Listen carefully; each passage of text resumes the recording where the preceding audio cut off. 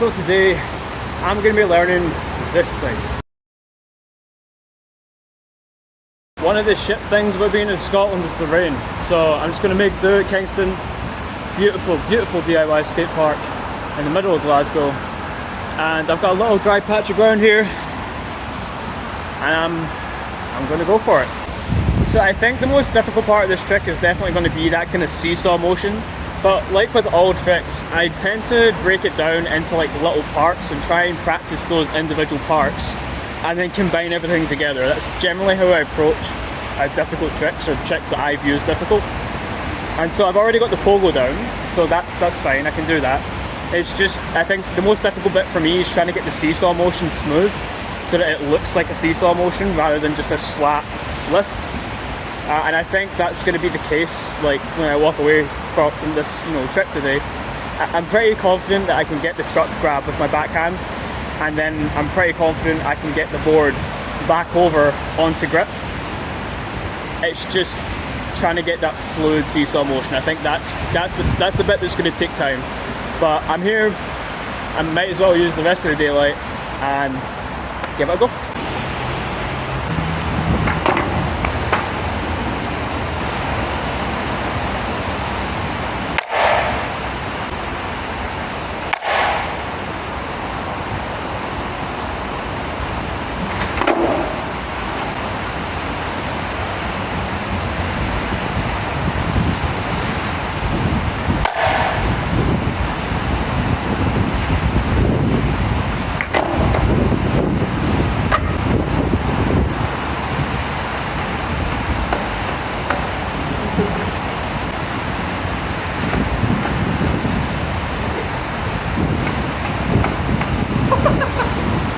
So that was kind of weird and kind of fun, and that's what I love about freestyle skateboarding, is that you can be trying something and you can find something completely different.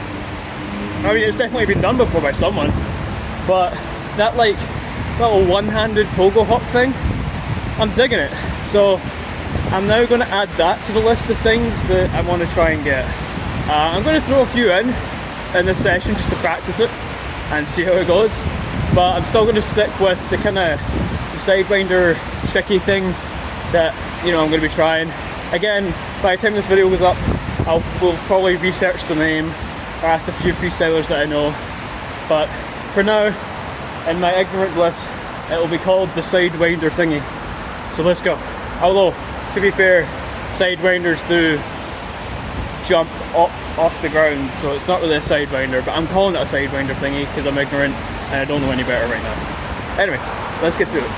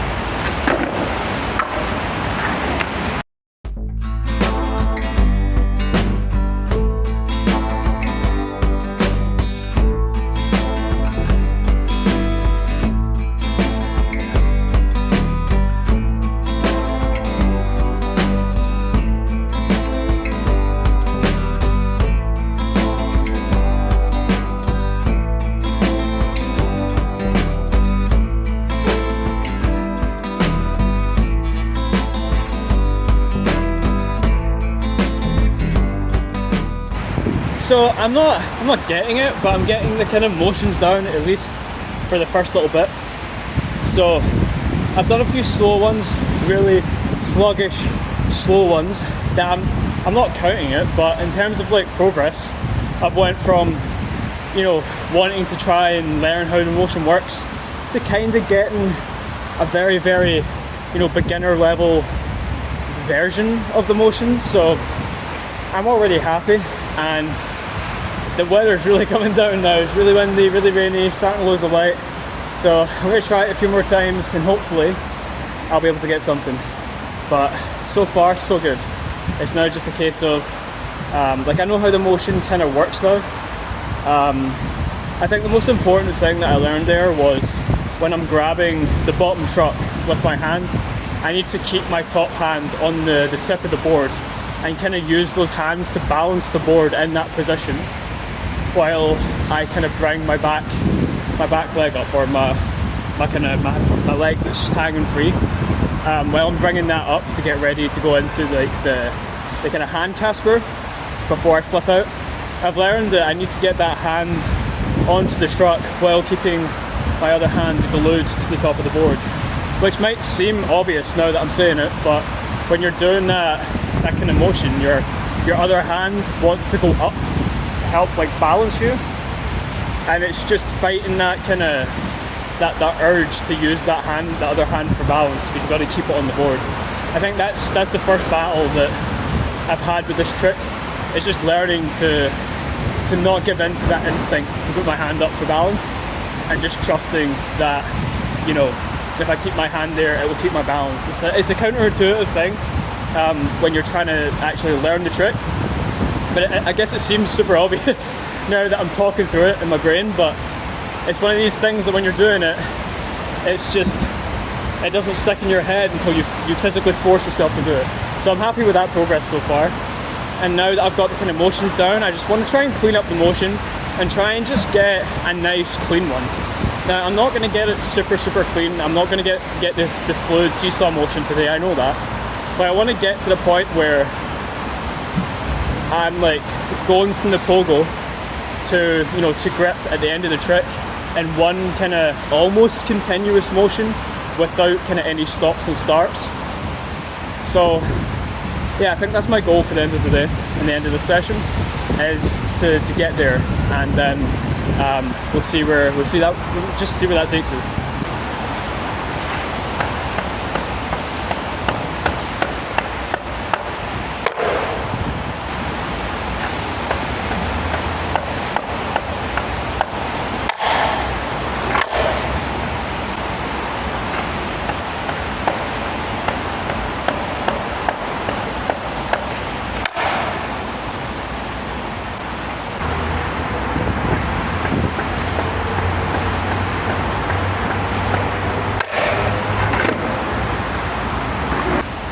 So yeah, I'm fairly happy with how that turned out. It was my first lesson. It's my first session, kind of learning that trick, and I've always seen people do it, and I think it looks super cool. So now I just need to work on getting it fluid and getting that seesaw motion down. You know, now that I've kind of got the general gist of how it works, it's just all I need to do is speed up the transfer from the pogo into the hand Casper, and once I've sped up that transfer and got that nice fluid seesaw motion, I think I'll be happy with the trick. But I mean, I'm getting to the point in the session now where I'm getting really tired and fatigued, and I know it's just time to pack it in and, you know, live to fight the battle another day. Yeah, I don't want to injure myself, and I've kind of realised that once you've had a good session and you've learned something and you've progressed, even if it's just a little bit every day, once you've got that kind of in the bag, it's time to pack it in and go home, and just to know when you're fatigued so that you don't hurt yourself, you know. So I had a blast today trying to learn this trick. I hope you enjoyed the video, and I hope that it helps you try and like figure out the trick for yourself. I guess my last kind of like party tip from like what I've just done there and what I've learned through trial and error is that it's definitely the balance thing with the top hand holding the board. Like I screwed it up so many times because I wanted to move my hands from the top of the board and just to balance myself naturally, which is so counterintuitive, and it just doesn't work for this trick at all. I mean, there's no handed pogos and stuff that you can do, so like it does work, just not. I can't seem to get the balance right with that top hand not being on like the top of the board.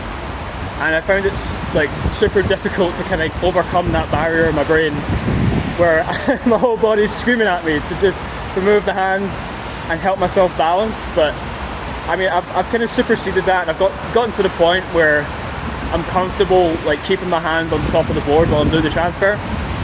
So I'm fairly happy with the progress I've made. And now it's just off home, cycling home in the wonderful weather. So yeah, go out there, skate, have fun, progress daily. I'm pretty sure that's a catchphrase of another YouTuber, but you know what, it's fine. It's a relevant topic. So go out there, have fun, skate, progress, be safe, and I'll see you in the next video.